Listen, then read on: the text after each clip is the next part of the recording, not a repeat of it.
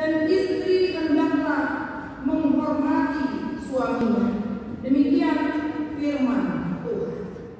Jemaat yang dikasihi Tuhan, untuk menjadi seseorang yang sukses atau untuk menjadi seseorang yang berhasil, seperti beberapa yang kita perhatikan, contohnya chef handal, pemasak yang handal, kemudian pelari yang menjadi pemenang, itu tidak datang dengan seperti membalikkan telapak tangan. Semuanya ada proses di balik dari kesuksesan itu, dan kesuksesan tidak pernah membohongi tentang proses perjalanannya jika itu jujur. Sama seperti itu pula lah dalam suatu rumah tangga. Untuk menjadi rumah tangga yang berbahagia, untuk menjadi rumah tangga teladan, tidaklah seperti hanya tampak dari luar saja, tapi ada proses di dalamnya yang memungkinkan ada yang berkorban, yang memungkinkan ada orang yang bersuka cita di dalamnya. Maka perjalanan itu tidak seperti yang dalam pikiran kita hanya lurus saja. Itulah yang dialami para pemenang itu sendiri untuk mencapai kesuksesan ataupun keberhasilan. Maka sangat disayangkan jika ada orang yang sudah mengambil suatu risiko dalam pernikahan, tapi dia mundur. Apalagi belum bertaruh, dia sudah mundur, itu adalah kalah.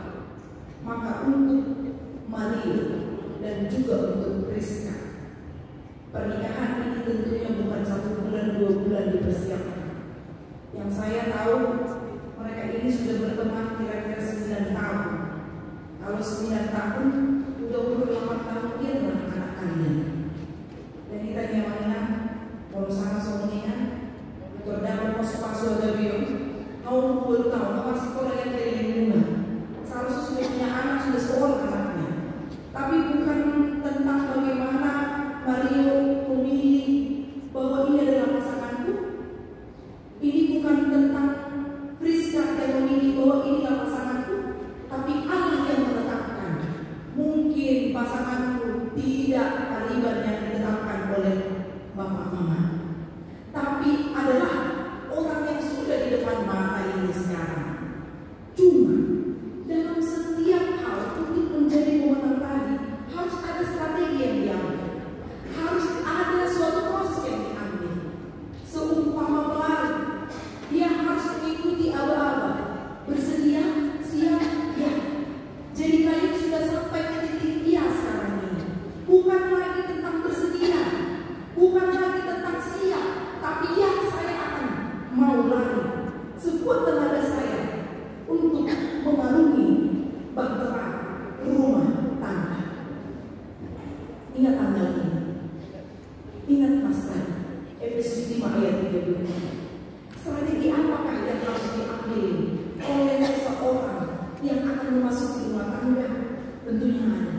Yang pertama sekali strateginya adalah jangan berpikir bahwa dalam rumah tangga tidak ada masalah. Setiap rumah tangga pasti mengalami banyak problema, baik dalam rumah tangga itu sendiri dan baik juga dari luar yang akan datang mencekam rumah tangga itu sendiri. Jadi ada suatu sayembara yang dilakukan oleh seorang raja. Kemudian dia membuat sayembara untuk seluruh rakyat yang bersedia melukis tentang kedamaian. Dari sekian banyak yang mengikuti sayembara ini, hanya 2 yang dia pilih. Kemudian 2 yang dia pilih ini dia menceritakan secara langsung bahwa gambar yang pertama itu, lukisan yang pertama, sebuah gunung yang begitu terlihat asri, ada air yang begitu tenang, lalu ada bunga-bunga yang tumbuh begitu indah, ada matahari yang akan terbenam, semuanya itu adalah gambaran yang nyata. Kemudian orang yang mendengarkan itu dan melihat gambar itu langsung mengatakan, oh ini juaranya, ini pasti pemenangnya. Kemudian raja itu pun langsung melanjutkan tentang lukisan yang kedua. Lukisan kedua ada gunung, ada air terjun yang begitu terlihat dalam, lalu mengeluarkan buih-buih yang menandakan betapa kerasnya air itu turun. Lalu ada gambar petir yang menyambarnya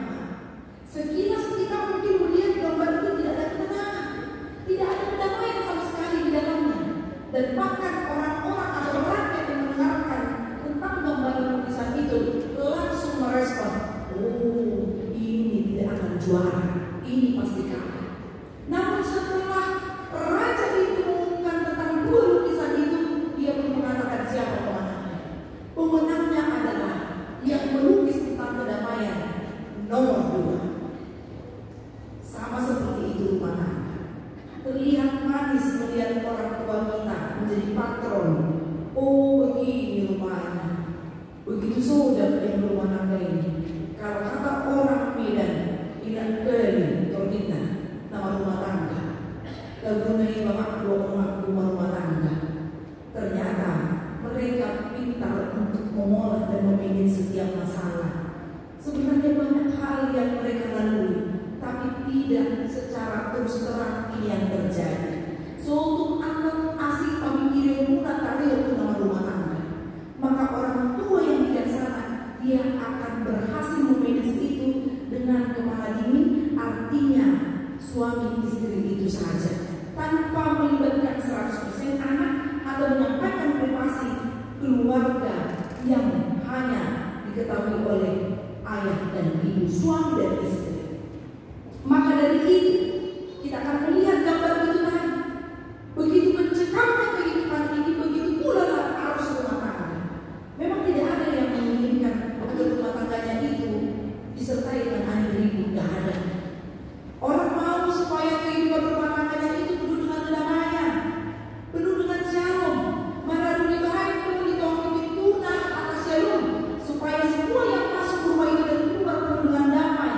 Tapi tidak serta-merta seperti kebaikan rumah tangga yang saya katakan tadi di awal. Semua butuh proses. Dan jika seseorang memutuskan untuk menikah, dalam perjalanan pernikahan itu jangan menginginkan yang sedap-sedap saja karena ada gelombang.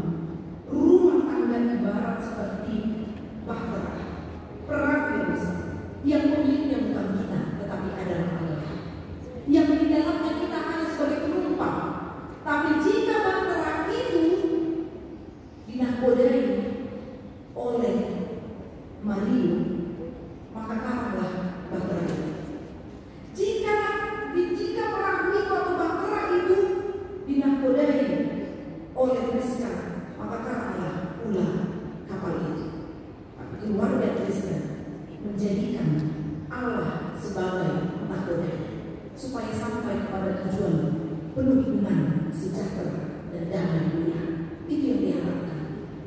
Jadi walaupun 9 tahun mengenal, sebenarnya itu bukan tolak ukur tentang kelanggengan rumah tangga, tidak.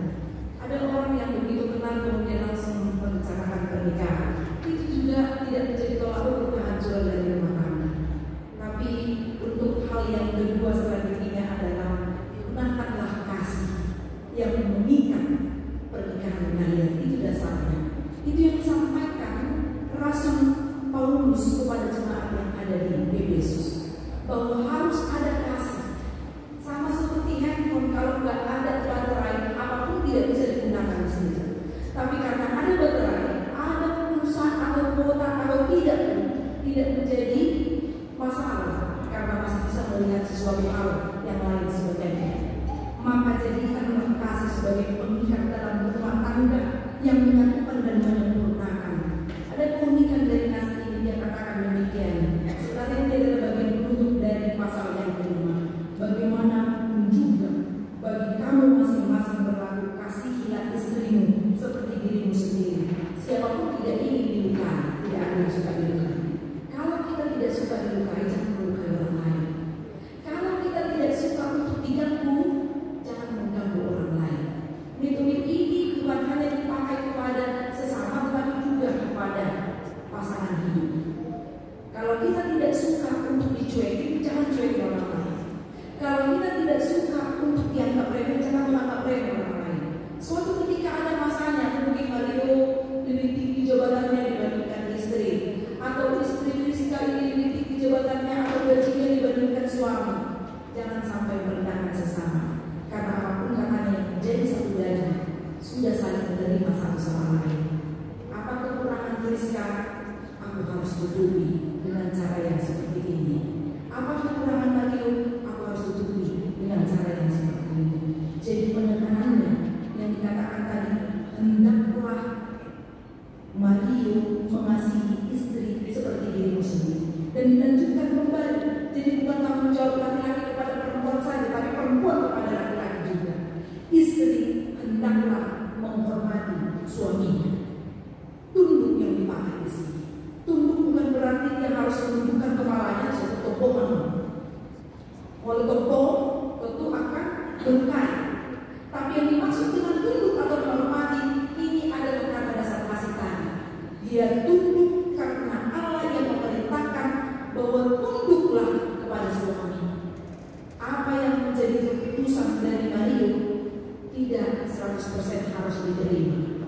Kalau kita memakai kata tunduk, tunduk yang dimaksud adalah harus ada legowo. Artinya Mario juga tidak memakai otoritasnya untuk menguasai istri dan mengatakan kau harus tunduk kepada aku dan mengikuti apapun yang kau katakan. Tapi harus ada tarik ulurnya seperti yang bermain layang-layang, supaya layang-layang itu dapat tinggi, dia tidak terus menarik, tapi dia ada kalanya untuk tarik ulur supaya rumah tangga itu dapat pada puncaknya. Dan terlihatlah dari HP Natoras misi Mario, Natoras misi Priska, nama Dohoti Pumuantur di gereja.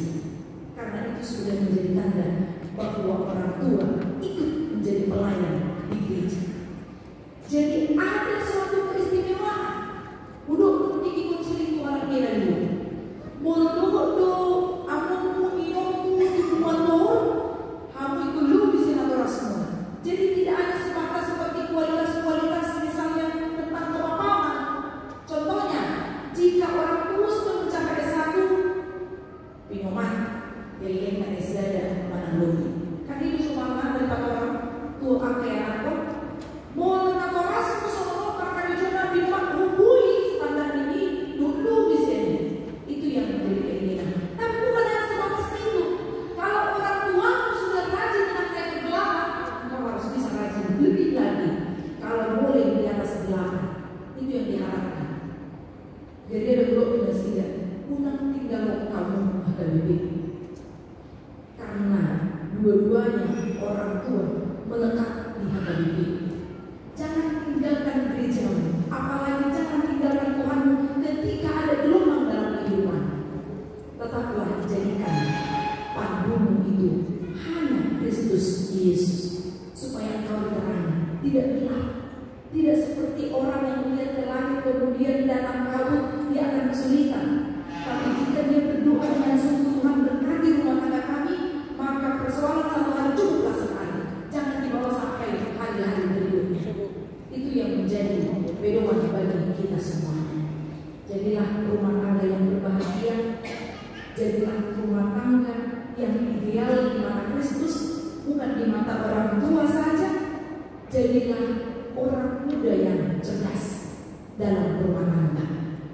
Sabas nama Tuhan, sabas nama KBB, sabas nama rumah tangga. Itu harus kalian pegang. Satu lagi yang terakhir, karena kita dalam ruang lingkup dunia Kristen Batak Protestan, kita tidak pernah terlepas dari hamba. Artinya kita harus tahu mana itu nama riba, mana itu nama golongan tubuh, mana itu nama riba bulan.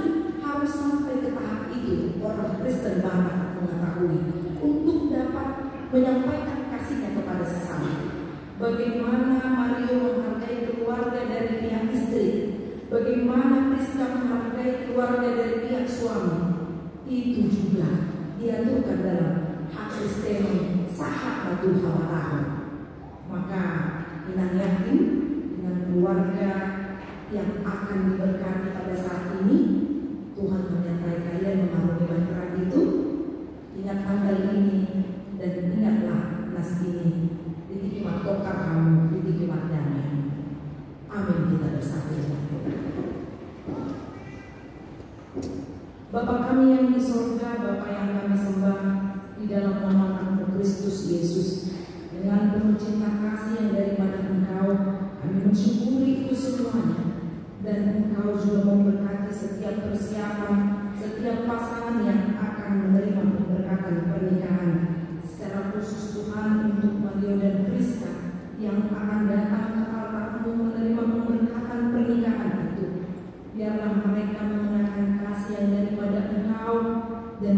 memberkati keluarga ini, dan juga Engkau memberkati setiap acara yang berlangsung pada hari ini.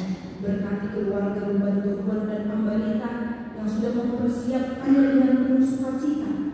Jikalau Tuhan ada banyak hal yang kami lalui dengan penuh hambatan dan tantangan, ketika mempersiapkan ini kami yakin Tuhan menunjukkan kebaikan di tengah-tengah keluarga ini. Berkati hari ini Tuhan secara khusus cuaca agar mendukung segala sesuatunya. Berkati orang-orang yang datang ke pesta pernikahan agar mereka dapat hadir dan kehadirannya mengejutkan dan membawa sukacita bagi keluarga. Tuhan, kami bersyukur untuk rumah tangga yang bertambah-tambah, secara khusus rumah tangga Kristen yang saat ini. Berkati Tuhan mereka berdua agar rumah tangga mereka menjadi rumah tangga yang menjadi teladan bagi banyak orang dan juga yang penuh dengan cinta kasih dan damai daripada-Mu. Inilah doa permohonan kami ya Allah yang kami sampaikan di dalam nama Kristus Yesus Juru Selamat kami.